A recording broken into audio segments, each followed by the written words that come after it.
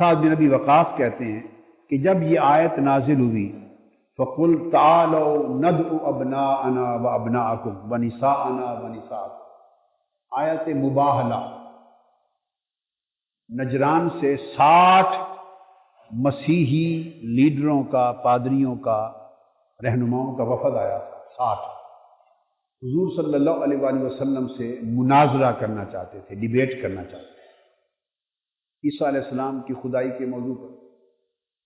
ان کو مسجد نبوی میں ٹھہرایا گیا، وہی گیسٹ ہاؤس تھا، وہی آفیشیل اسٹیٹ گیسٹ ہاؤس ٹھہرایا گیا، اور جب آقا علیہ السلام سے ان کی بات ہوئی اس وقت آیت مباہلہ اتری۔ آقا علیہ السلام نے فرمایا تم بھی بیٹھ جاؤ کہ کون سچا ہے اس امر پر، کہ کون سچا ہے۔ مباہلہ کرتے ہیں، جو جھوٹا ہوگا وہ تباہ و برباد ہو جائے، دونوں ہاتھ اٹھا کے دعا کرتے ہیں جو جھوٹا ہوگا وہ تباہ و برباد ہو جائے گا۔ جب آیت مباہلہ اتری اور آپ نے انہیں مباہلہ کی دعوت دے دی تو اس وقت یہ آیت اتری، اور دعوت مباہلہ دے کر جب آیت اتری تو آپ نے امام حسن کو بلایا، حضرت حسین کو بلایا، سیدہ کائنات فاطمۃ الزہرا کو بلایا، اور حضرت علی المرتضیٰ کو بلایا، اور الفاظ سے ندعو ابناءنا و ابناءکم و نساءنا و نساءکم و انفسنا و انفسکم، 3 لفظ آئے، آؤ ہم اپنے بیٹوں کو بلاتے ہیں، تم اپنے بیٹوں کو بلا لو، ہم اپنی عورتوں کو بلاتے ہیں، تم اپنی عورتوں کو بلا لو، ہم اپنی جانوں کو، اپنے آپ کو لاتے ہیں، تم بھی اپنے آپ کو لے آؤ۔ تو جب فرمایا بیٹوں کو بلاتے ہیں تو حسن اور حسین کے ہاتھ تھام لیے، فرمایا اپنی عورتوں کو بلاتے ہیں تو سیدہ فاطمۃ الزہرا کا ہاتھ لے لیا، فرمایا کہ پھر اپنی جان کو لاتے ہیں تو علی المرتضیٰ کو ہاتھ لے لیا۔ تو اشارہ یہ تھا کہ علی دمی دمکم و حدمی حدمکم، لحموں کا لحمی جسموں کا جسم، اشارہ اس امر، نفسوں کا نفس، اشارہ اس امر کی طرف تھا کہ علی کو میں انفسنا کے زمرے میں لا رہا ہوں، جہاں اپنے آپ کو لا رہا ہوں تو اپنی میں کی چادر کے اندر علی کو بھی ساتھ لا رہا ہوں، اپنی اہل بیت کی عورتوں میں فاطمۃ الزہرا کو لا رہا ہوں، اور اپنے بیٹوں اور جز کے طور پر حسن اور حسین کو لا رہا ہوں۔ تو آقا علیہ السلام اٹھ کھڑے ہوئے، حسن اور حسین دائیں بائیں تھے، سیدہ فاطمۃ الزہرا ساتھ تھی، علی المرتضیٰ پیچھے تھے۔ جب 5 قدم آگے چلے اور آقا فرما رہے کہ تم اپنے بیٹوں کو لاؤ، میں اپنے بیٹوں کو لا رہا ہوں، تم اپنی عورتوں کو لاؤ، میں اپنی عورتوں کو لا رہا ہوں، تم اپنی جانوں کو لاؤ، میں اپنی جانوں کو لا رہا ہوں، دعا کرتے ہیں جو جھوٹا ہوگا برباد ہو جائے گا۔ تو 60 مسیحی پیشواؤں، رہنماؤں نے ایک دوسرے کو دیکھا اور انہوں نے ہاتھ اٹھا دیے اور کہا مباہلہ نہیں کرتے۔ کسی نے پوچھا کہ، انہوں نے کہا کہ یہ تاجدار کائنات خود جن ہستیوں کو ساتھ لا رہا ہے، اگر ان کے ننھے منھے ہاتھ اٹھ گئے تو قیامت تک تمہارے مذہب کا نام و نشان نہیں بچے، روئے زمین سے تمہارا نام و نشان مٹ جائے گا۔ اتنے بڑے امتحان میں نہ پڑنا کہ جب یہ آیت کریمہ اتری، آیت مباہلہ، تو حضور علیہ السلام نے اپنے ساتھ ان چاروں کو ملا کر فرمایا اللہم ہؤلاء اہلی، اے اللہ یہ سب میری اہل ہے، میرا گھر ہے۔ ازواج مطہرات تو اہل میں ہوتی ہی ہیں، زوجہ تو اہل میں ہوتی ہی ہیں۔ لوگوں کو شک یہ ہوتا ہے، گمان یہ ہوتا ہے کہ پھر آیا دوسرے بھی اہل میں ہیں یا نہیں، اس لیے حدیث میں جتنا زور دیا اس شک کو رد کرنے پر دیا۔ دیکھو نا، بیوی، زوجہ، ازواج مطہرات، امہات المومنین، وہ تو گھر کا حصہ ہی ہوتی ہے، وہ تو گھر کا، اس لیے فرمایا یا نساء النبی لستن کاحد من النساء، وہ تو ازواج مطہرات ہیں، اور یہ امہات المومنین ہیں، مائیں ہوں، وہ تو گھر کا حصہ ہے۔ اس پر شک نہیں ہوتا لوگوں کو۔ جب کہا جاتا ہے نا گھر والے، تو گھر والوں میں بیوی یا براہ راست جو بیٹے ہوتے ہیں، بچے، اس گھر کا حصہ، فیملی جب کہتے ہیں تو اس میں شک نہیں ہوتا کسی کو. شک یہ ہوتا ہے کہ وہ بیٹی ہے، وہ داماد ہے، اس کی اولاد ہے، تو کیا وہ اہل بیت ہے یا نہیں، شک اس پر ہوتا ہے. احادیث میں اہل بیت کے بیان پر جو کچھ آیا ہے وہ شک کو رفع کرنے اور وہم کو دفع کرنے کے لیے آیا ہے، اور بار بار آقا نے اعلان کیا ہؤلاء اہلی، یہ میری اہل بیت ہے، تاکہ ان کے اہل بیت ہونے پر کوئی زبان نہ کھولے. اب ازواج مطہرات کو اللہ نے اہل بیت بنایا. ازواج مطہرات کو کیونکہ انہیں حضور کی زوجیت میں دیا، انہیں شرف زوجیت ملی، حضور کی گھر والی ہوئی، تو یہ شرف دے کر انہیں اہل میں خدا نے اہل بیت بنایا. علی، فاطمہ، حسن، حسین کو مصطفیٰ نے اہل بیت بنایا. وہ خدا کے بنائے ہوئے اہل بیت ہیں، یہ مصطفیٰ کے بنائی ہوئے اہل بیت. انہیں مصطفیٰ نے اہل بیت بنایا، اس لیے ان کو ہر وقت ساتھ ساتھ اٹھائے پھرتے. اللہم ہؤلاء اہلی، یہ مسلم شریف، ترمذی شریف سب احادیث میں.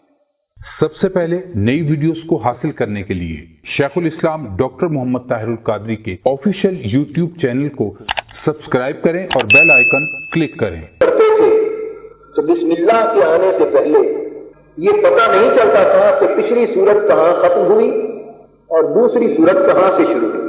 لہذا یہ حکم دیا گیا کہ ہر نئی سورت شروع ہونے سے پہلے بسم اللہ کو پڑھا جائے، تاکہ بسم اللہ کی قرأت سے یہ پتہ چل جائے کہ پچھلی سورت یہاں پر ختم ہو گئی اور اگلی سورت کا یہاں سے آغاز ہو گیا. تو یہ حکمت ہے بسم اللہ کو ہر سورت کے پہلے لگانے کی.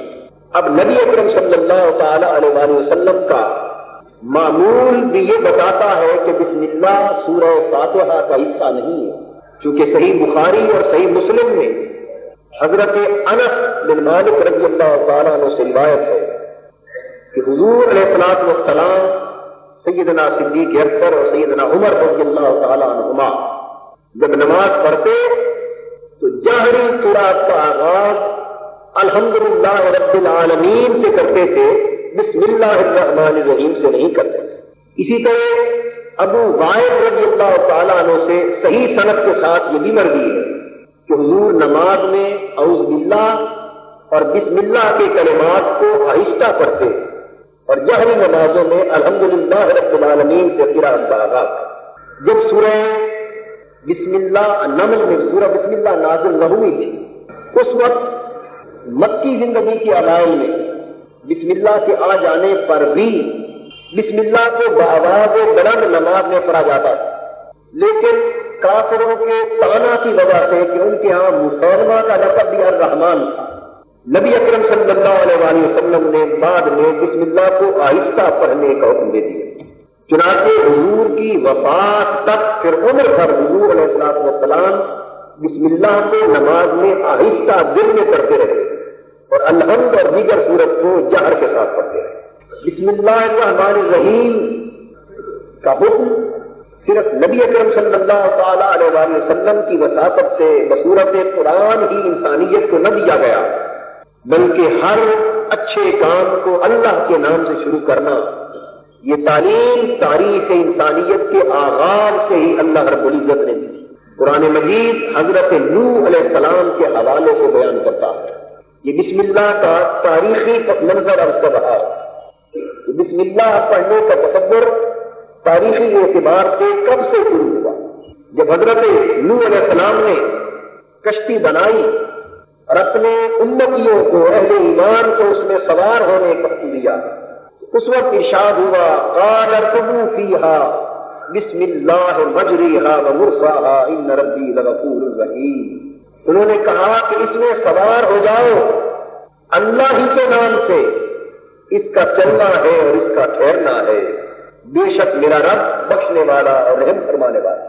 تو گویا کشتی کے چلنے کا کام، اس پر سوار ہونے کا کام اور کشتی کے ٹھہرنے کا کام، ہر شعر کو قرآن مجید نے حضرت نوح علیہ السلام کے حوالے سے یہ بیان کیا کہ یہ ان کی تعلیم تھی کہ اللہ کے نام سے کشتی پر قدم رکھا جائے. اسی طرح جیسا کہ میں نے عرض کیا کہ حضرت سلیمان علیہ السلام نے بھی ملکہ سبا کو بسم اللہ کے کلمات کے ساتھ اپنا خط تحریر فرمایا. پھر حضرت عیسیٰ علیہ السلام کے دور میں بھی بسم اللہ کی برکت کا پتہ چلتا ہے۔ تفسیر کبیر میں امام فخر الدین رازی رحمۃ اللہ علیہ روایت کرتے کہ حضرت عیسیٰ علیہ السلام ایک روز ایک شخص کی قبر کے پاس سے گزرے اور آپ نے دیکھا کہ عذاب قبر کے فرشتے اس صاحب قبر کو عذاب دے رہے ہیں۔ آپ نے کشف کی صورت میں خود ملاحظہ فرمایا کہ صاحب قبر کو عذاب ہو رہا ہے۔ آپ گزر گئے، کچھ دنوں کے بعد دوسری مرتبہ آپ کا گزر پھر اسی قبر سے ہوا۔ اب آپ نے پھر مشاہدہ فرمایا کہ اس صاحب قبر سے نہ صرف عذاب قبر اٹھا لیا گیا بلکہ فرشتے اس پر نور کے طبق پیش کر رہے۔ حضرت عیسیٰ علیہ السلام بہت متعجب ہوئے کہ عذاب ثواب میں بدل گیا۔ کیا وجہ؟ آپ نے جا کر نماز پڑھی اور اللہ رب العزت کی بارگاہ میں کشف حال کی دعا کی، عرض کیا کہ باری تعالیٰ مجھ پر حقیقت حال منتشر فرما دے کہ کیوں عذاب کو ختم کر کے اسے قابل بنا دیا گیا کہ فرشتے نور کے طبق پیش کر رہے۔ اس پر اللہ تبارک و تعالیٰ نے حضرت عیسیٰ علیہ السلام پر وحی فرمایا اور فرمایا کہ عیسیٰ یہ درست ہے کہ یہ بندہ اپنے اعمال کے سبب سے جس دن سے مرا اسی دن سے وہ عذاب میں مبتلا تھا، لیکن عذاب ختم کرنے کا سبب یہ ہوا کہ جب اس کی موت واقع ہوئی تھی تو اس کی بیوی حاملہ تھی۔ کچھ دنوں کے بعد اس کا بچہ پیدا ہو گیا جو اس مرنے والے کا بیٹا تھا۔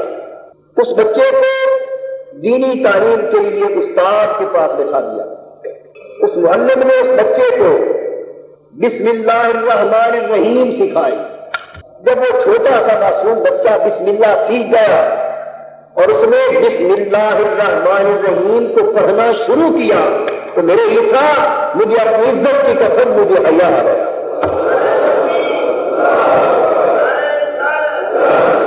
مجھے شرم آ گئی کہ اس اندھے کا بیٹا زمین پر میرا نام لے رہا ہے اور میں قبر پر اس کو عذاب کر رہا ہوں۔ لہذا اس کے بچے عمل تسمیہ کی برکت سے میری رحمت نے یہ گوارا کیا کہ میں اس کی نفرت کر دوں، عذاب بھی مؤخر کر دیا اور نور کے اخلاق بھی عطا کر۔ حاضرین محترم، اس واقعہ کے دو پہلو کھل کر ہمارے سامنے آ جاتے۔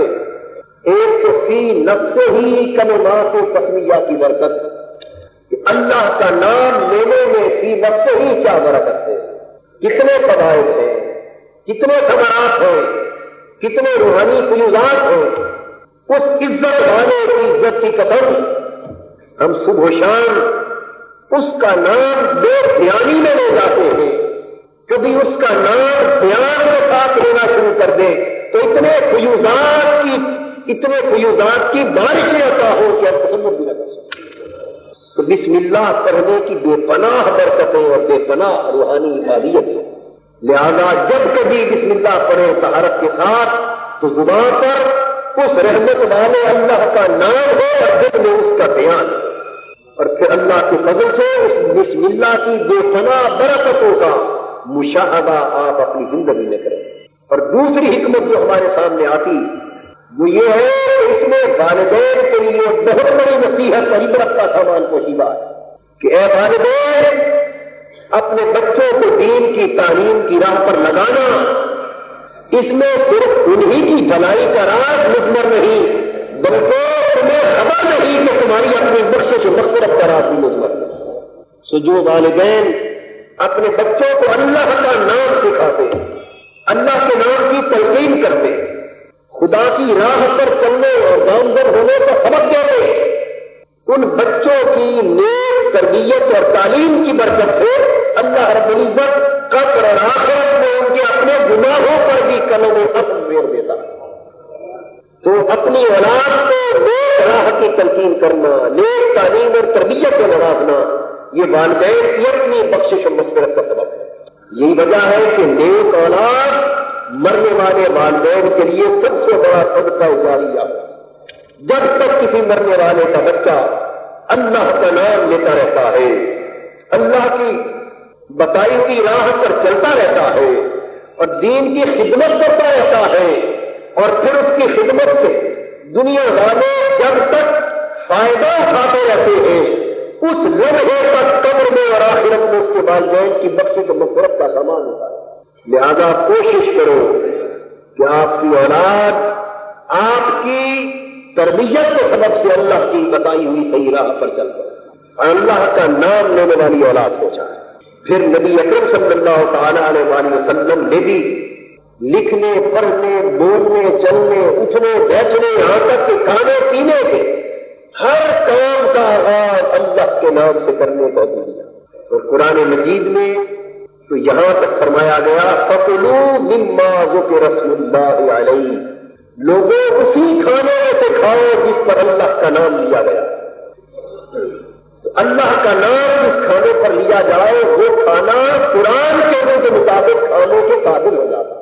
اور دوسرے مقام پر ایک استفہام انکاری کی صورت میں کہا وَمَا لَكُمْ لَا تَأْكُلُوا مِمَّا ذُكِرَ اسْمُ اللَّهِ عَلَيْهِ، لوگوں تمہیں کیا ہو گیا ہے؟ وہ جانور اور اس جانور کا گوشت یا وہ پکا ہوا کھانا کیوں نہیں کھاتے جس پر اللہ کا نام لیا گیا؟ تو اس سے دو باتیں واضح ہو گئی۔ ایک تو ہر کھانے پر اللہ کا نام لینا اور اللہ کا نام لے کر کھانا یہ اللہ کا حکم ہوا اور حضور کی سنت ہے۔ اور دوسری بات یہ ثابت ہو گئی کہ جس جانور پر اس آیت کریمہ کا سیاق و سباق جانور کی ہبہ، جس جانور پر ہبہ کے وقت اللہ کا نام لیا گیا ہو، اس جانور کے گوشت یا اس سے پکے ہوئے کھانے سے انکار کرنا قرآن کے حکم کی خلاف ورزی۔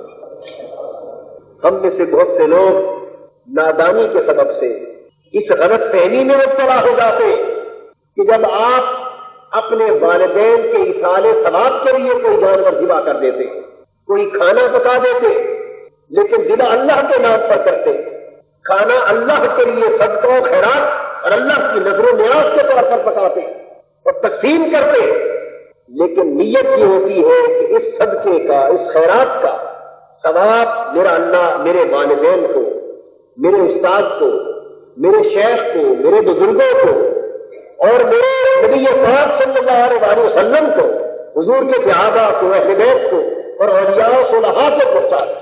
جب نیت کسی بزرگ کی روح کو ثواب پہنچانا ہوتا ہے، لیکن جانور ذبح اللہ کے نام پر ہوتا ہے، کسی غیر کے نام پر نہیں ہوتا۔ کھانا اللہ کے لیے پکایا جاتا ہے، کسی غیر کی نظر اور تقرب کی نیت سے نہیں پکایا جاتا۔ تو اس کھانے کو نہ کھانا یہ سمجھ کر کہ اس پر اس کی نسبت کسی اور کی طرف کیوں ہو گئی، اس پر قرآن گرفت کر رہا ہے اور قرآن جھنجھوڑ کر کے رہا ہے اللہ کا نام لینے والا جب یہ جانور ذبح اللہ کے نام پر ہوا ہے تو تمہیں کیا ہے کہ تم اس کا گوشت نہیں کھاتے؟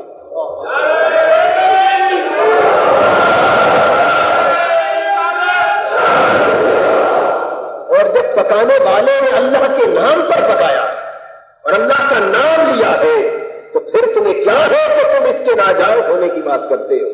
تو قرآن مجید نے یہ کہہ دیا کہ اللہ کا نام آ جائے تو وہ شے برکت ہو جائے، اور اللہ کا نام نہ لیا جائے تو وہ کام بھی ادھورا ہو جاتا ہے اور کھانا بھی بے برکت ہو جاتا ہے۔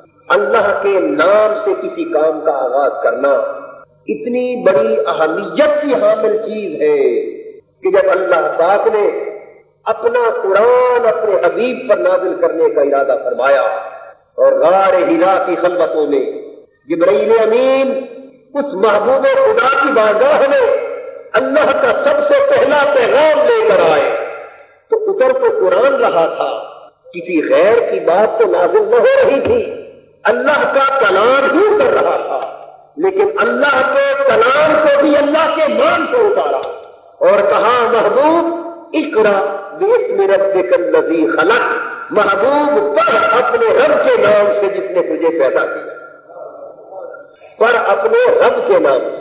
تو اتارنے والے نے اپنا کلام اپنے نام سے اتارا، کہا اقرا باسم ربک الذی، بھی بسم اللہ کا جوہر ہے، یہ آیت بسم اللہ کا جوہر ہے، تو خدا نے اپنا کلام بھی اپنے نام کے حوالے سے اتارا، تو قرآن کا آغاز بھی بسم اللہ سے ہوا۔ اور قربان جائیں کہ اتارنے والے نے تو اپنا کلام اپنے نام سے اتارا ہی تھا، لیکن لیکن یہاں ایک لطیف نکتہ عرض کر رہا ہوں. آپ نے کئی بار سنا اور پڑھا ہوگا کہ جب جبرائیل امین نے حضور کی خدمت میں یہ کہا اقرا کہ آقا پڑھیے، تو حضور نے جواب دیا کہ میں تو پڑھا ہوا نہیں یا میں نہیں پڑھتا. حضور نے فرمایا کہ میں کیا پڑھوں، میں تو پڑھا ہوا نہیں ہوں یا میں پڑھنے والا نہیں ہوں. حضور نے نہیں پڑھا. حضرت جبرائیل امین نے حضور کے جسم اقدس کو اذن الہی سے اپنے بازوؤں میں لے کر کچھ دبایا اور ناموس اکبر نے پھر کہا اقرا. اللہ کے محبوب پڑھیے. اگلے کلمات بسم ربک الذی خلق نہیں کہے تھے، یہ نکتہ سمجھنے والا. کہا پڑھیے، حضور نے پھر فرمایا میں پڑھنے والا نہیں ہوں. تیسری مرتبہ پھر یہ ہوا، حضور نے اقرا پر جواب یہی دیا کہ میں پڑھنے والا نہیں، اس لیے کہ اقرا اگر پڑھتے تو لفظ اقرا کے اندر تو اللہ کا نام نہ تھا، اور حضور وحی الہی سے اپنی زبان کا آغاز بھی اللہ کے نام پر کرنا چاہتے ہیں.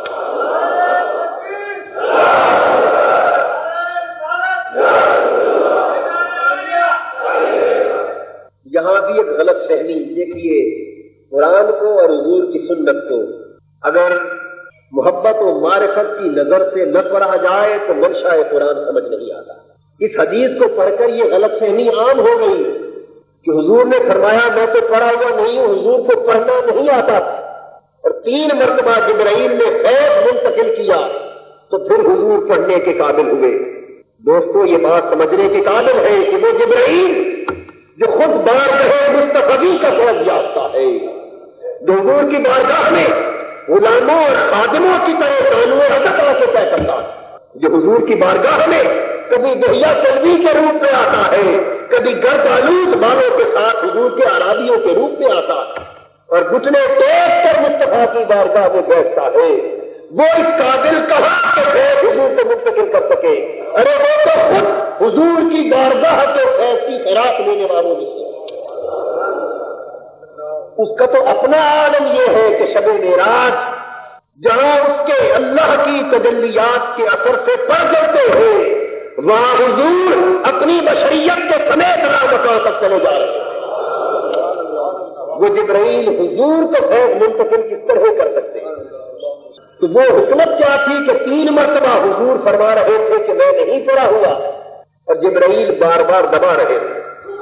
حکمت یہ تھی کہ حضور علیہ الصلوۃ والسلام سیدنا جبرائیل امین پر یہ امر منکشف کرنا چاہتے تھے کہ جبرائیل تو مجھے کہتا ہے اقرا، اور اقرا کا معنی ہے پڑھ، تو خالی لفظ اقرا میں میرے محبوب کا نام تو نہیں آتا.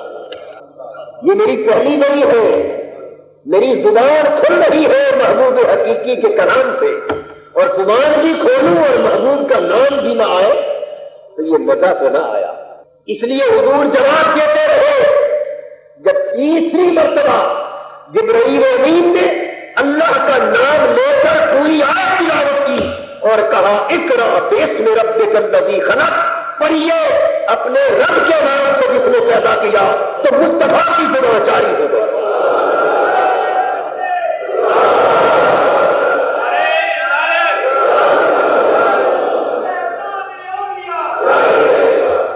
تو حضور کی زبان کا جاری ہونا منحصر تھا بلکہ منتظر تھا خدا کے نام کا، کہ نام جاری ہو، زبان جاری ہو تو خدا کے نام. تو کتنے عجیب حکمتوں کی باتیں کہ قرآن اترتا ہے تو وہ بھی خدا کے نام سے، اور زبان مصطفیٰ جاری ہوتی ہے تو وہ بھی خدا کے نام. اس سے بڑھ کر بسم اللہ کی برکت اور اس کی اہمیت و افادیت کا اندازہ کیا ہو. اور پھر امام فخر الدین رازی نے بسم اللہ کے ضمن میں تو یہاں تک فرمایا ہے کہ اللہ رب العزت نے اس کائنات ہستبوت کے سارے حقائق و معارف آسمان سے اترنے والی 4 کتابوں میں جمع فرما دیے، اور ان 4 کتابوں کے سارے معارف و حقائق اور دیگر صحیفے جو اترے ان کے بھی معارف و حقائق قرآن مجید میں جمع ہو گئے، اور قرآن مجید کے سارے معارف اور لطائف و معالم سورہ فاتحہ میں جمع کر دیے گئے، اور سورہ فاتحہ کے سارے معالم و معارف بسم اللہ الرحمن الرحیم میں جمع کر دیے گئے، اور بسم اللہ کے سارے معارف حرف با میں جمع ہو گئے، اور حرف با کی ساری معرفتیں اس کے نقطے میں جمع. یہ اجمال ہے، بسم اللہ اجمال ہے اور پورا قرآن اس اجمال کی تفصیل ہے۔ حاضرین محترم، اس لیے کہیں بسم اللہ پڑھنا فرض واجب ہوتا ہے، کہیں پڑھنا سنت ہے، کہیں مستحب ہے، لیکن ہر حال میں یہ برکت سے خالی نہیں ہوتا۔ اور اگر ایمان پختہ ہو اور خدا کی ذات پر توکل بھروسہ کامل ہو تو میں یہ سمجھتا ہوں اور اس عزت والے کی عزت کی قسم کھا کر کہہ رہا ہوں کہ کوئی مشکل ایسی نہیں جو بسم اللہ پڑھ کر دور نہ کی جا سکے، کوئی الجھن ایسی نہیں، کوئی پریشانی ایسی نہیں جو بسم اللہ پڑھ کر دور نہ کی جا سکے۔ اللہ رب العزت نے ہر بیماری کا دوا بسم اللہ کو بنا دیا، ہر الجھن اور ہر مشکل کا حل بسم اللہ کو بنا۔ اب آئیے ہم اس کی تفسیر کی طرف آتے ہیں۔ اب آپ غور فرمائیں کہ ان کلمات تسمیہ کو جو قرآن مجید نے بیان کیا وہ ہے بسم اللہ الرحمن الرحیم۔ با یہ ایک حرف ہے، حرف جار ہے، جس کا معنی ہم اگلے درس میں انشاءاللہ بیان کریں۔ آج بسم اللہ کی بے سے پہلے جو کچھ ہے جو بسم اللہ میں لکھا ہوا نہیں ہوتا، آج اس کی تفسیر ہوگی اور بسم اللہ کا جو حرف بے ہے اس کی تفسیر انشاءاللہ آئندہ درس میں۔ اسم نام کو کہتے ہیں، اس کے بعد اللہ کا لفظ آتا ہے، پھر الرحمن کا آتا ہے، پھر رحیم کا آتا ہے۔ اور جب آپ ترجمہ پڑھتے کتابوں میں اور قرآن مجید کے تراجم اور تفاسیر میں تو اس میں ترجمہ یہ لکھا ہوتا ہے کہ شروع کرتا ہوں اللہ کے نام سے جو بڑا مہربان نہایت رحم فرمانے والا۔ یہ لکھا ہوا ہوتا ہے یا نہیں؟ شروع کرتا ہوں کا جو لفظ ہے، یہ الفاظ ہے، یہ کلمات تسمیہ میں موجود نہیں۔ جو ترجمہ ہم کرتے ہیں کہ اللہ کے نام سے شروع کرتا یا شروع اللہ کے نام سے، یہ بسم اللہ الرحمن الرحیم کے اندر داخل لفظی طور پر نہیں، لیکن ترجمے میں ہم کرتے ہیں۔ تو قاعدہ عربی زبان کا ایک ہے جو عرض کروں تاکہ آپ کو پتہ چل سکے کہ ہم ترجمے میں یہ الفاظ کیوں لاتے ہیں۔ پھر اس طرف آئیں گے کہ اصل عبارت جو بسم اللہ کی ہے اس میں ان الفاظ کا نہ لایا جانا، اس کی حکمت کیا ہے۔ کئی مرتبہ عربی زبان میں کوئی ایسا حرف اور کوئی ایسا لفظ آتا ہے جس سے پہلے کوئی فعل محذوف ہوتا ہے، جس طرح غالباً پچھلے درس میں نے عرض کیا تھا اذ قال ربک للملائکۃ انی جاعل فی الارض خلیفہ، جب تیرے رب نے فرمایا فرشتوں سے۔ اذ کا معنی ہے جب، لیکن اذ جب کہیں آئے گا تو اس سے پہلے اذکر یہ محذوف ہوگا، اور اس کا معنی ہے یاد کر جب تیرے رب نے کہا فرشتوں۔ تو یاد کر کے الفاظ جب کبھی اذ کا لفظ آئے گا تو اذکر یا اذکروا کے الفاظ اس سے پہلے محذوف یعنی چھپے ہوئے مانے جائیں۔ عبارت میں لفظاً تو داخل نہ ہوں گے لیکن معنوی طور پر ان کو داخل تصور کیا جائے۔ بالکل اسی طرح بسم اللہ کا جو حرف با ہے اس سے پہلے معنی ابدأ میں شروع کرتا یا ابتدئ میں ابتدا کرتا، اشرع میں آغاز کرتا، اقرأ میں پڑھتا ہوں۔ یہ جو الفاظ ہیں ان کو محذوف مانا جاتا ہے، اور نحویین نے اور اہل لغت و ادب نے یہ بیان کیا ہے کہ بسم اللہ الرحمن الرحیم میں لفظاً تو یہ الفاظ نہیں آئے لیکن معنی ان کا ترجمہ کیا جائے۔ آپ سمجھ رہے ہیں میری بات کی جلدی؟ معنی یہ کہا جائے گا کہ میں شروع کرتا ہوں اللہ کے نام، تب جا کر فکر مکمل ہوتا ہے۔ اب سوال یہ پیدا ہوتا ہے کہ اللہ رب العزت نے اگر ان کلمات کو معنی داخل کرنا تھا تو خود بسم اللہ الرحمن الرحیم نے لفظاً ان کلمات کو داخل نہ کرنے کی حکمت کیا تھی؟ حاضرین محترم، یہ بات بڑی پتہ کی اور بڑی توجہ کے ساتھ سننے اور سمجھنے سے تعلق رکھتی ہے، اور پھر کلمات و تسمیہ کی حکمت و فلسفہ جب سمجھ میں آ جائے تو پھر یہاں قرآن کے ترجمے کا معیار بھی عرض کر دیا۔ بات یہ ہے کہ اگر ابدأ کا لفظ مثال کے طور پر لے لیں کہ میں شروع کرتا ہوں، یہ لفظ اگر بسم اللہ الرحمن الرحیم کے ساتھ لفظاً شامل کیا جاتا ہے تو اس کی دو صورتیں ممکن تھی، یا یہ بسم اللہ سے پہلے آتا یا بسم اللہ کے بعد میں آتا۔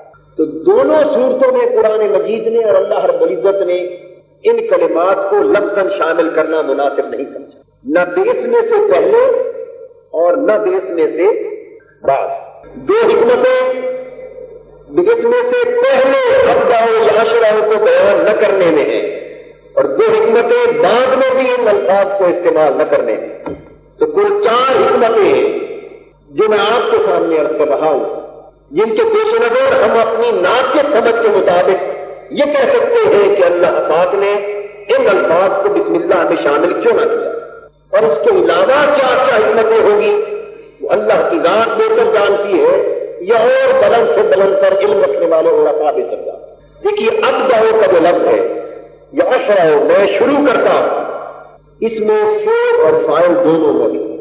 اب میں پہلی حکمت عرض کر رہا ہوں. ابداء کا معنی ہے میں ابتدا کرتا ہوں. کیا معنی ہے؟ ذرا بولیے کیا معنی ہے؟ میں ابتدا کرتا ہوں اللہ کے نام سے جو نہایت مہربان اور رحم فرمانے والا. اب اگر ابداء میں فعل بھی شامل ہے اور فاعل بھی شامل، میں ابتدا کرتا ہوں، میں فاعل ہو گیا، ابتدا کرنے والا، اور ابتدا کرنا یہ فعل ہے.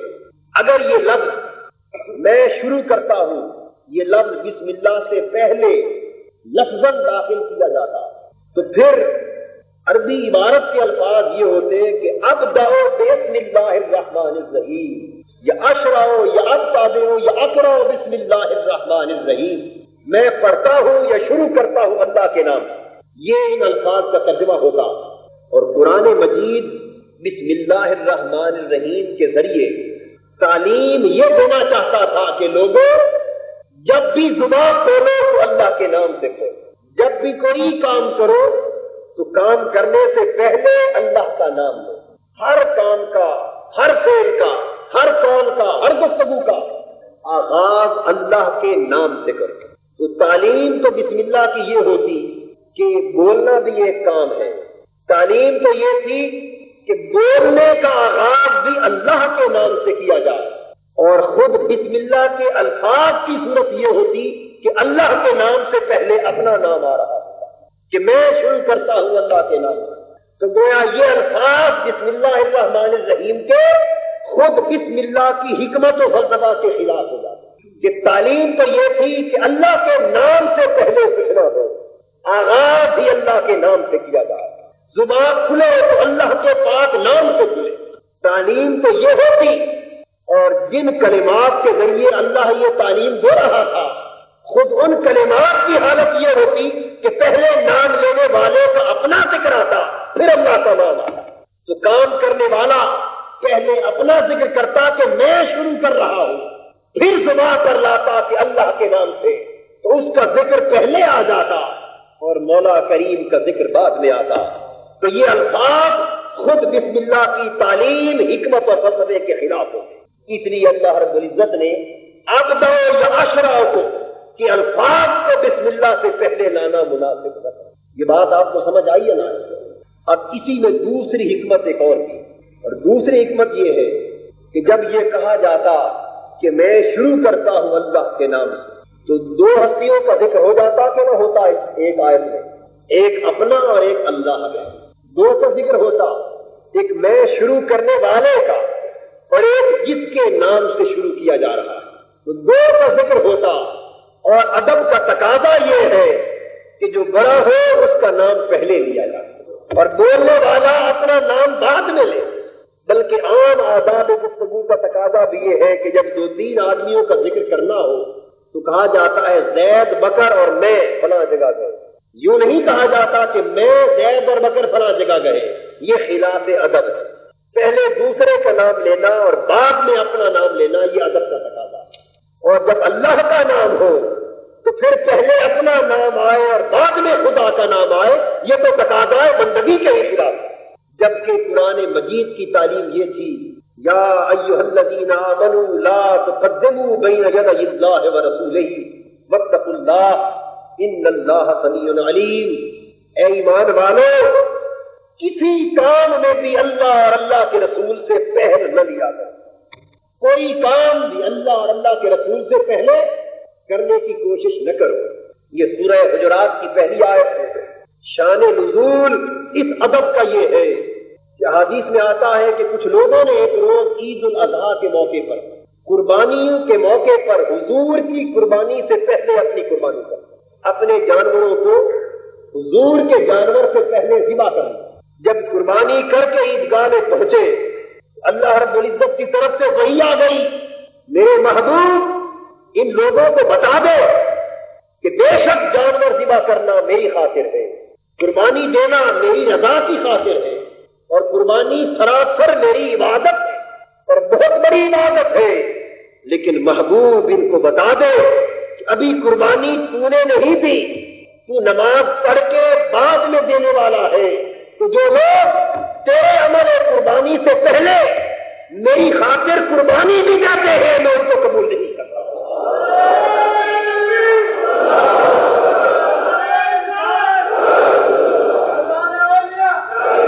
انہیں بتا دو کہ میں اپنی عبادت میں بھی تجھ پر تقدم کو گوارا نہیں کرتا۔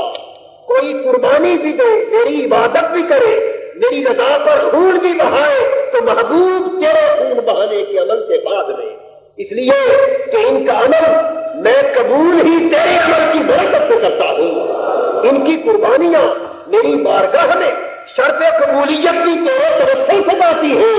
ارے جن کے سبب سے، جس کے سبب سے میں ان کا عمل قبول کرتا ہوں، یہ اس کے عمل سے پہلے عمل کر لے تو میں کس طرح قبول کرتا ہوں۔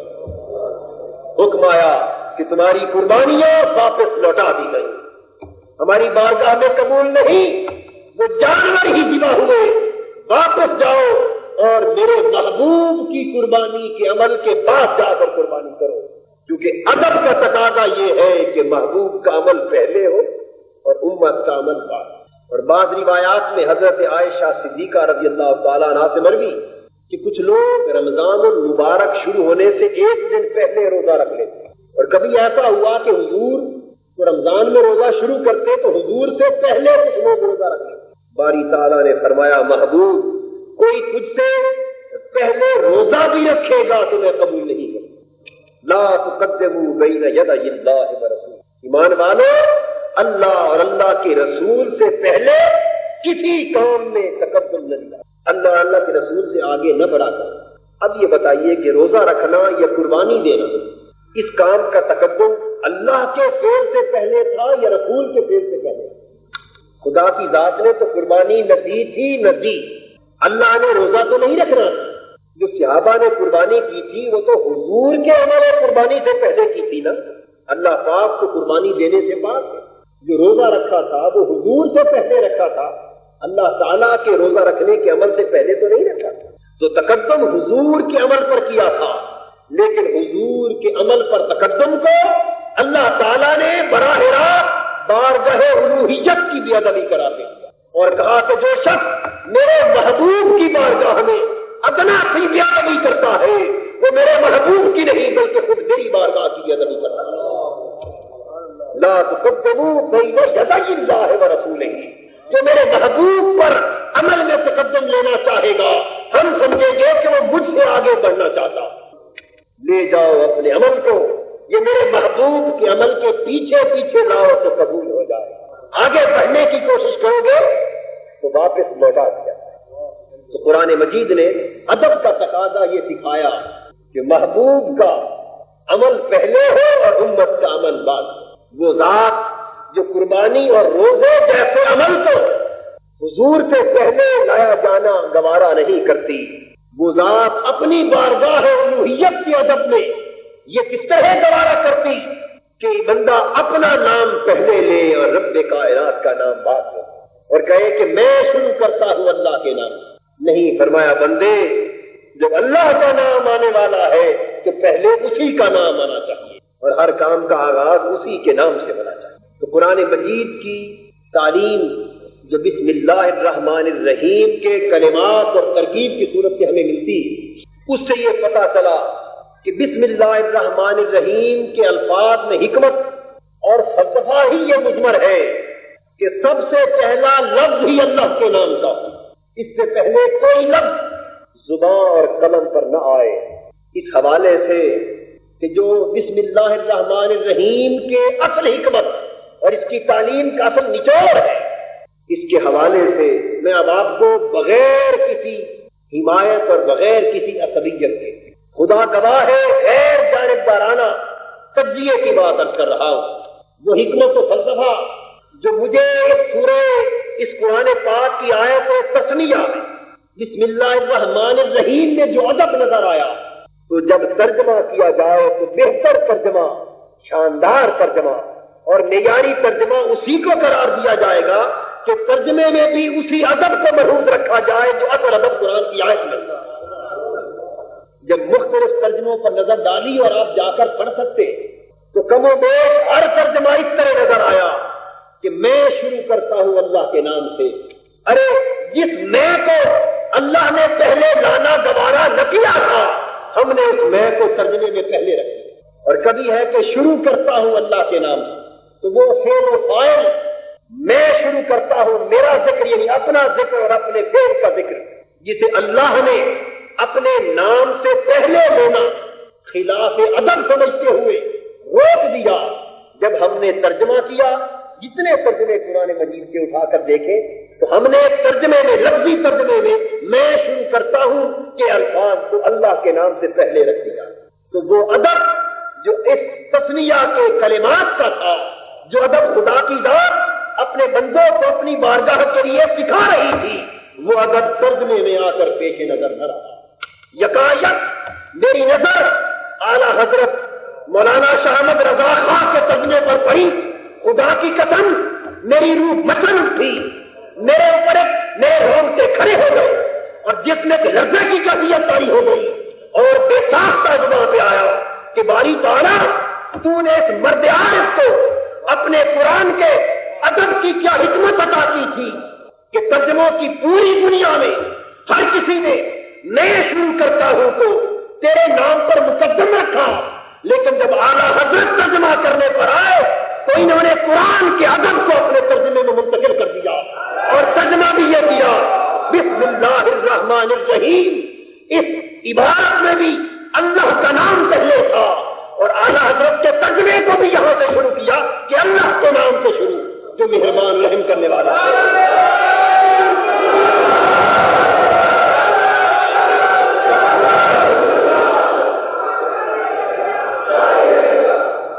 اور یہ بات میں آپ کو بیٹو بے لاگ اور دو ٹوک کر رہا ہوں، یہ سوچنے سمجھنے سے یہ حکمتیں نہیں آتی، یہ اللہ کی واہب ہوتی ہے، یہ اس کی عطا ہوتی ہے، جس کے سینے کو اسلام اور قرآن کے لیے کھول دیا جاتا ہے اسی پر یہ معرفت آشکار ہے۔ ورنہ کتنے مترجم گزرے، کتنے مفسر گزرے، کتنے لکھنے والے آئے، کسی کا دھیان اس ادب کی طرف نہ گیا جو بسم اللہ کے کلمات کے ذریعے دکھایا جا رہا ہے کہ اگر میں شروع کرتا ہوں اس کو اللہ کے نام سے پہلے لانا تقاضا ادب کے مطابق ہوتا تو پھر خود ابدا کو کلمہ بسم اللہ میں شامل کیوں نہ کیا جاتا؟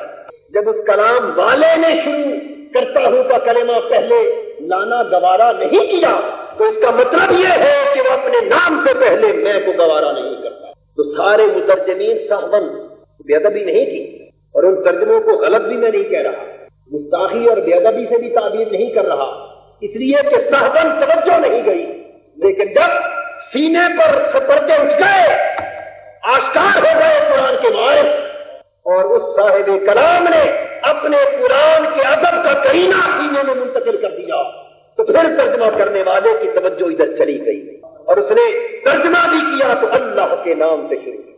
اور اس دنیا ترجمہ میں اعلیٰ حضرت کی شخصیت منفرد اور ممتاز نظر آتی ہے۔ یہ قرآن مجید کے ترجمے کا آغاز یہیں سے خبر ہو جاتی ہے کہ اس مرد حق کو الوہیت اور رسالت کی بارگاہوں کے ادب کا کتنا پاس ہے، اور سچ بات یہ ہے کہ ادب کے بغیر کچھ بھی نصیب نہیں۔ اب یہاں دوسرے نقطے کی طرف آپ کی توجہ مبذول کراؤں، وہ یہ کہ ٹھیک ہے میں شروع کرتا ہوں کہ کلمات بسم اللہ سے یا اللہ کے نام سے پہلے لائیں، تو اس میں تو بے ادبی مضمر تھی، اس لیے پہلے نہیں لائے گئے، لیکن اللہ کا نام لینے کے بعد ان کلمات کو لانے میں کیا ہے؟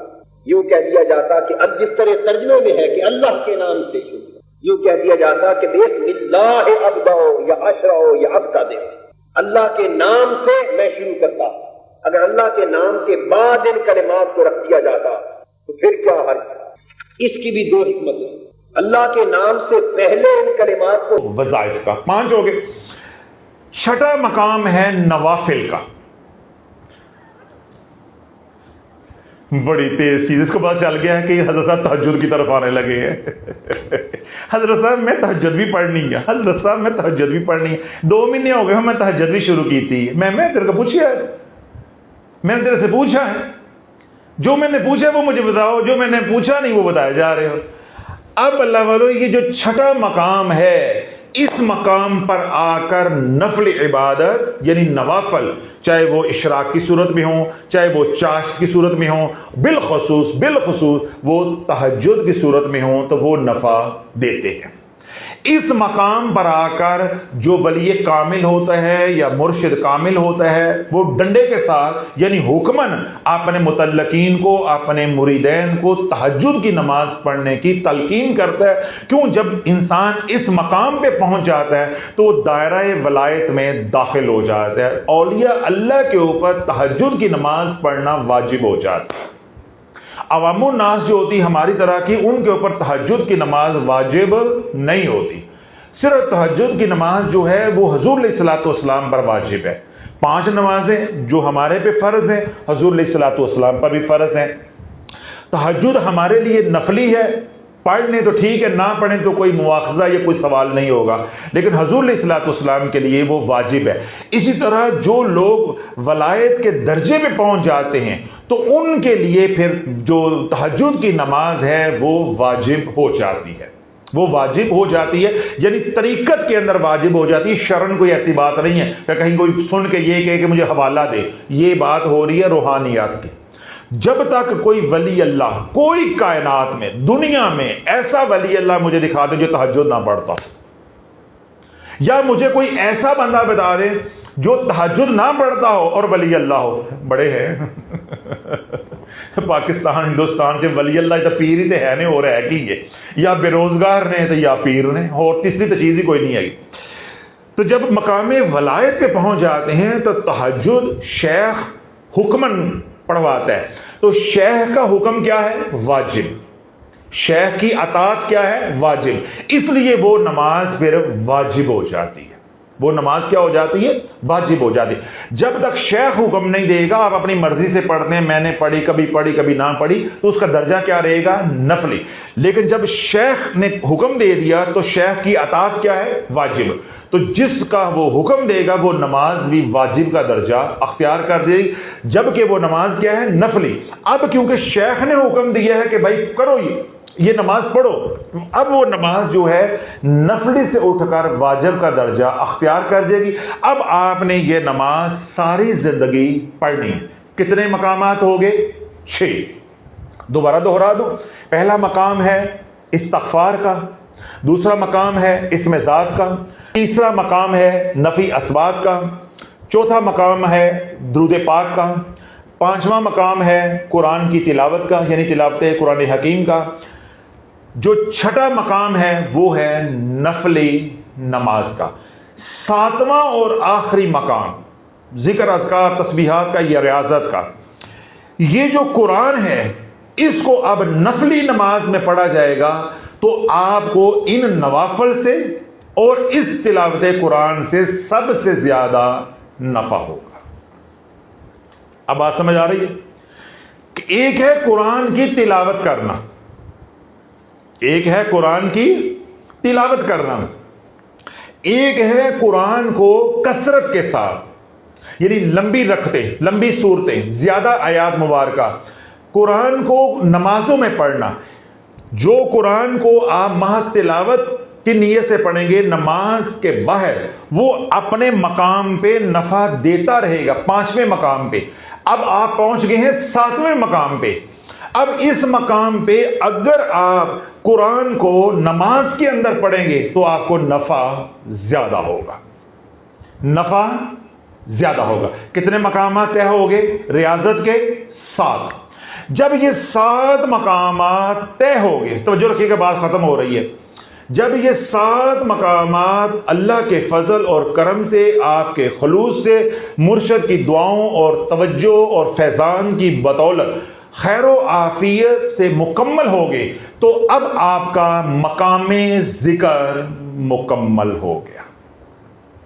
اب آپ کا مقام ذکر مکمل ہو گیا. یہ جو 7 مقامات میں نے گنوائے ہیں یا بتائے ہیں، یہ تمام کے تمام ریاضت کے ہیں، ذکر کے ہیں.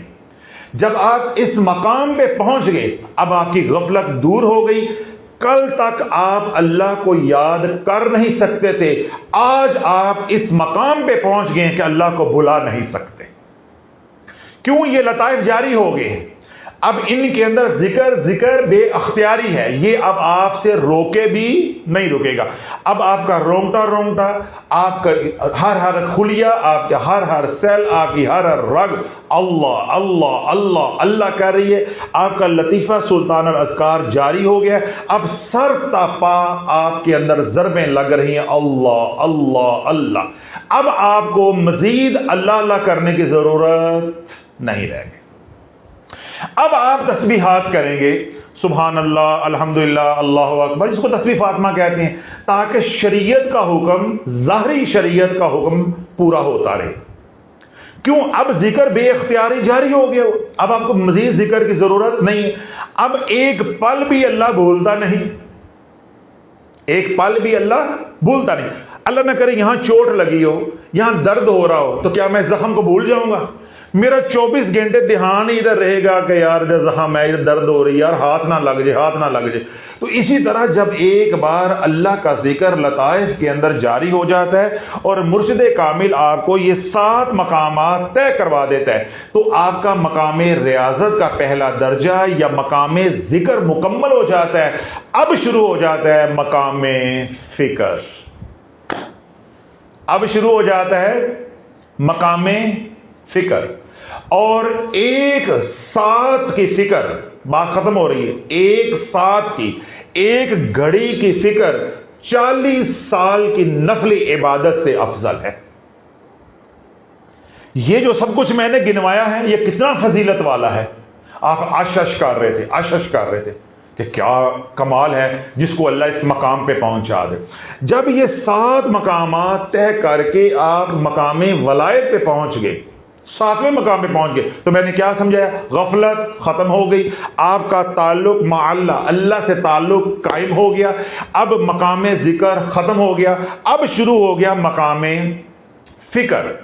تو مقام فکر کے بارے میں میں نے کیا کہا کہ ایک ساتھ ایک گھڑی کی فکر 40 سال کی نفلی عبادت سے افضل ہے. اب آپ کو بات سمجھ آئے گی کہ جب آپ اللہ والوں کے پاس جاتے ہیں، اولیاء اللہ کے پاس جاتے ہیں، تو وہ یوں بار بار آنکھیں بند کیوں کرتے ہیں؟ بار بار آنکھیں بند کیوں کرتے ہیں؟ کیونکہ مقام فکر طے ہوگا تو مقام مشاہدہ شروع ہوگا. مقام مشاہدہ شروع ہوگا تو آپ مقام حقیقت پر پہنچیں گے. مقام حقیقت پہ پہنچنا ہی ہمارا مقصود اور مطلوب ہے، کیونکہ یہ معرفت کی منازل ہے. تو کیونکہ جو سوال تھا وہ ذکر اذکار تک تھا، مقام فکر کے حوالے سے نہیں تھا، تو میں ٹوٹے چھتر کی طرح کھل دے جانا ہے تو آپ پریشان ہو جاؤ گے. حضرت صاحب پہلے مقام ذکر ہے، ہوں بھی سانو مقام فکر دے پیچھے لاتا ہے. تو جب سوال آئے گا مقام فکر کا تو انشاءاللہ جو مقام فکر کے اسرار ہیں، راز ہیں، انشاءاللہ وہ بھی آپ کے اوپر کھول دیے جائیں گے. تو آج میں نے تفصیل کے ساتھ یہ بات سمجھا دی ہے کہ استغفار کس مقام پہ نفع دیتا ہے، ٹھیک ہے، اسم ذات کس مقام پہ نفع دیتا ہے، اسی طرح اس نفی اسبات کس مقام پہ نفع دیتا ہے، درود پاک کس مقام پہ نفع دیتا ہے، اسی طرح قرآن کی تلاوت کس مقام پہ نفع دیتی ہے، اور پھر آگے نوافل کس مقام پہ نفع دیتے ہیں. پھر نوافل کے اندر اگر قرآن پڑھا جائے تو اس کا مقام کون سا ہوتا ہے؟ یعنی 7واں مقام ہوتا ہے. جب آپ 7ویں مقام پر پہنچ جاتے ہیں تو جو ہے 7ویں مقام پر پہنچ جاتے ہیں تو اس کا یہ مطلب نہیں ہے کہ آپ نے استغفار نہیں کرنا.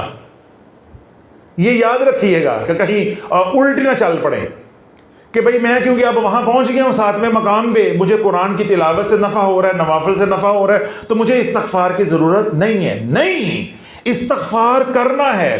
پہلے آپ استغفار کر رہے تھے، وہ آپ کے اوپر جو گناہوں کی نحوست تھی اس کو مٹا رہا تھا. اب آپ استغفار کرو گے تو یہ آپ کی بلندی درجات کے لیے ہوگا. اب میں دلیل دیتا ہوں. رب کیا فرماتا ہے؟ فسبح بحمد ربک واستغفر انہ کان توابا. اللہ اپنے محبوب کو کیا حکم دے رہا ہے کہ میرے نام کی تسبیح کر، حمد کر اور استغفار کیا. تو نبی تو ہوتا ہی معصوم ہے، اس کو استغفار کی کیا ضرورت ہے؟ انبیاء علیہ السلام کا استغفار اور اولیاء اللہ کا استغفار بلندی درجات کے لیے ہوتا ہے، اور ہم جیسے پاپیوں کا جو استغفار ہے وہ گناہوں کی نحوست کو ختم کرنے کے لیے ہوتا ہے. جب آپ عملیات کا، روحانیات کا، تصوف کا، سلوک کا رستہ اختیار کریں گے، شروع میں جو آپ استغفار کریں گے وہ گناہوں کی نحوست ختم کرنے کے لیے ہوگا. جب آپ 7ویں مقام پہ پہنچ جائیں گے، مومن بن گئے، تو گناہ تو معاف ہو گئے، گناہ تو اللہ نے معاف کر دیے. آئندہ آپ گناہ نہ کرنے کا ارادہ کر چکے ہیں، آپ کا باطن، آپ کا ظاہر دونوں الحمدللہ پاک ہو چکے. اب جو آپ استغفار کرو گے، 1 تسبیح، 2 تسبیح، 5 تسبیح، جتنا بھی شیخ نے بتایا ہوگا یا تعلیمات جو سلسلے کے اس میں شامل ہوگا، وہ جو آپ کرو گے وہ آپ کی بلندی درجات کے لیے ہوگا، وہ آپ کے بلندی درجات کے لیے ہوگا. تو جب یہ 7 مقامات، استغفار، اسم ذات، نفی اسباب، درود پاک، قرآن کی تلاوت، نوافل، پھر نوافل میں قرآن، اس طرح آپ طے کر لو گے تو میں نے کیا کہا کہ مقام ذکر طے ہو جائے گا اور آپ پہنچ جائیں گے مقام فکر پہ. تو انشاءاللہ کبھی موقع ملا یا کسی نے سوال کیا تو پھر آگے ہم ڈسکس کریں گے کہ مقام فکر کے کتنی منازل ہوتی ہیں اور یہ کس طریقے سے مقام فکر جو ہے وہ طے کیا جاتا ہے، اور پھر مقام فکر کے بعد مقام مشاہدہ کیسے شروع ہوتا ہے، مقام مشاہدہ کے بعد مقام معرفت، مقام معرفت کے بعد پھر مقام حقیقت. تو حقیقت تک پہنچنا ہمارا مطلوب اور مقصود ہے. یہ تھا جی آج کا تفصیلی جواب اس سوال کا کہ ذکر، اذکار، تسبیحات جو آپ تلقین فرماتے ہیں ان میں سے کون سا ذکر زیادہ افضل ہے، استغفار یا درود پاک؟ وضاحت فرما دیں. تو بھائی میں تے اڈیاں جوڑ کے وضاحت کردا رہا ہوں، مینوں نہیں پتا تیرے پلے پیا ہے کہ نہیں پیا. یہ تھے جی عبد القیوم صاحب لاہور سے. تو اللہ رب العزت ہماری اس کوشش کو، محنت کو اپنی بارگاہ سمدیت میں قبول و منظور فرمائے. جیوندے رہو، وستے رہو، جہاں بھی آپ رہے خوش رہیں، آباد رہے. جہاں اپنے لیے آپ دعائیں کرتے ہیں اپنی دعاؤں میں ہمیں بھی یاد رکھیں جس طرح ہم اپنی التجاؤں میں آپ کو یاد رکھتے ہیں. اگر آپ اپنا کوئی علاج معالجہ کر رہے ہیں یا اپنے کسی پیارے کا علاج معالجہ خود کر رہے ہیں یا کسی عامل سے کروا رہے ہیں اور آپ کو کوئی رکاوٹ آ رہی ہے یا اسی طرح کوئی آپ اوراد و وظائف کر رہی ہے، آپ کو رہنمائی چاہیے، یا آپ روحانیات کے مسافر ہیں یا تصوف کے مسافر ہیں، کوئی اشکال ہے، کوئی سوال ہے، تو آپ ہماری پیڈ آن لائن سروس سے جب چاہیں، جس وقت چاہیں، 24 گھنٹے دنیا بھر سے آپ استفادہ کر سکتے ہیں. 5 منٹ کا ایک وائس نوٹ آپ سینڈ کریں گے، 5 منٹ سے 1 سیکنڈ بھی اوپر ہوگا تو آپ کو رپلائی نہیں ملے گا. اگر آپ کسی وجہ سے وائس نوٹ نہیں سینڈ کرنا چاہتے تو آپ ہمیں ٹیکسٹ میسج بھی کر سکتے ہیں. اگر آپ ٹیکسٹ میسج کریں گے تو وہ صرف 10 لائنوں کا ہوگا، 10 لائنوں سے اوپر الاؤ نہیں. 11ویں لائن بھی لکھی ہوگی تو آپ رجسٹرڈ نہیں ہوں گے. اگر آپ نے وائس نوٹ سینڈ کر دیا تو پھر آپ ٹیکسٹ نہیں کر سکتے. اگر آپ نے پیغام لکھ کر سینڈ کر دیا یعنی ٹیکسٹ میسج کر دیا تو اب آپ وائس نہیں کرتے. دونوں میں کوئی ایک کام آپ نے کرنا ہے. اس کے بعد آپ نے ایڈمن سے ریکویسٹ کرنی ہے کہ میرے پیغام کو یعنی وائس نوٹ ہے یا ٹیکسٹ میسج ہے اس کو رجسٹر کر لیا جائے. تو انشاءاللہ العزیز یہ فقیر آپ کو 72 گھنٹے کے اندر رپلائی کر دے گا. اگر آپ کا مسئلہ ہوگا اجتماعی نوعیت کا جس طرح آج کے سوالات ہیں تو آپ کی اجازت کے ساتھ ہم اس کو ویلاگ کا حصہ بنا دیں گے اگر آپ اجازت دیں گے تو. اور اگر آپ کا مسئلہ یا آپ کا سوال جو ہے انفرادی نوعیت کا ہوگا تو آپ کے انڈیویجولی پرائیویٹلی وائس نوٹ کے ذریعے رپلائی کر دیا جائے گا. دنیا بھر میں جو لوگ سن رہے ہیں پریشان حال ہیں، دکھی ہیں، تکلیف میں ہیں، اللہ ان کی پریشانیوں کو دور عطا فرمائے، اللہ ان کے دکھوں کو دور عطا فرمائے. جو سکھی اللہ ان کے سکھوں میں مزید برکتیں عطا فرمائے. وہ تمام حضرات جن کو اللہ رب العزت نے نعمتوں سے سرفراز کیا ہے اللہ فیض و برکات بھی نازل فرمائے تاکہ ان کی نسلوں کو بھی ہنڈانا نصیب ہو.